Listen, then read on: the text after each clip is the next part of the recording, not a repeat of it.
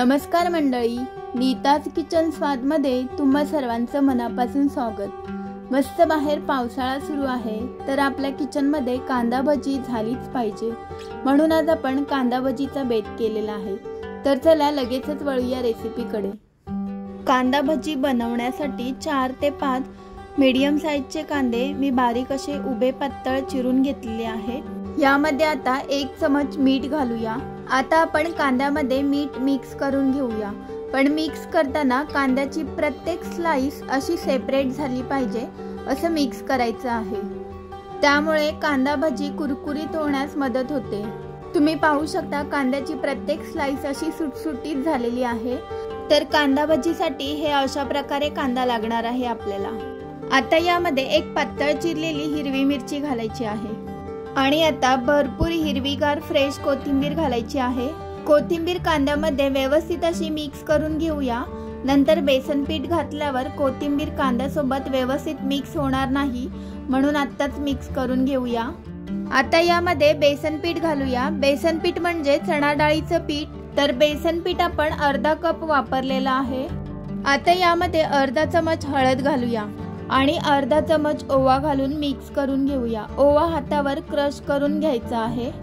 यामध्ये पाण्याचा एकही थेंब नाही घालायचा, कांद्याच्या ओलावामुळे पाणी सुटतो। बेसन पीठ पूर्णपणे ओला होईपर्यंत मिक्स करत राहायचं आहे। तर आता कांदा मी बेसन पिठामध्ये व्यवस्थित असं हातानेच मिक्स करून घेते, त्यामुळे चांगल्या प्रकारे ते एकजीव होईल।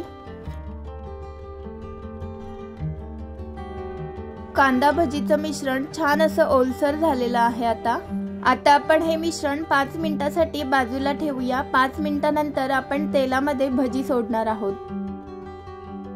यावर आपण 5 मिनिटांसाठी झाकण ठेवूया। 5 मिनिटांनंतर आपण झाकण काढलेलं आहे आणि आता आपण भजी तेलामध्ये सोडूया। भजीचं मिश्रण छान असं ओलसर झालेलं आहे। आपण यामध्ये जरा सुद्धा पाणी घातलेलं नाही। गॅसवर मी कढईमध्ये तेल गरम करत ठेवलेलं आहे। तेल व्यवस्थित तापलं की आपण त्यामध्ये भजी सोडणार आहोत। तर गॅसची फ्लेम मीडियम टू हाय ठेवायची आहे। तर अशा प्रकारे थोडं थोडं भजीचं मिश्रण घेऊन ते तेलामध्ये सोडायचं आहे आणि भजी कुरकुरीत होईपर्यंत तळून घ्यायची आहे।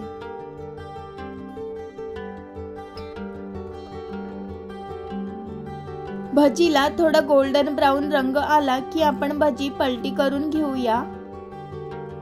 तर आता आपण भजी पलटी करून भजी दोन्ही बाजूने फ्राय करून घेऊया।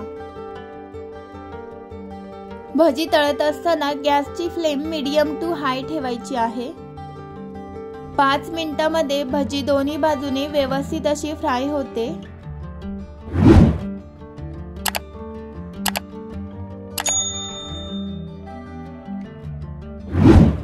आता भजीच्या बाजूचे बुडबुडे कमी होईपर्यंत आपण ती तेलामध्ये ठेवूया आणि नंतर मग काढून घेऊया।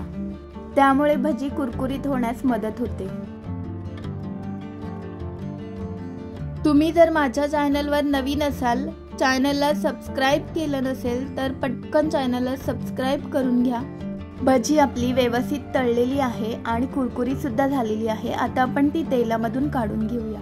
तर अशा प्रकारे तेल पूर्णपणे नितळून घ्यायचं आहे भजीमधला। तर अशाच प्रकारे उरलेली सर्व भजी मी तळून घेणार आहे। तुम्हाला आजची रेसिपी कशी वाटली कमेंट्स करून कळवा। व्हिडिओ आवडला असल्यास व्हिडिओला लाईक करा। तुमचे काही सजेशन असतील तर ते कमेंट बॉक्समध्ये नोंदवा। पुन्हा भेटूया अशाच एका नवीन व्हिडिओ सोबत। तोपर्यंत धन्यवाद।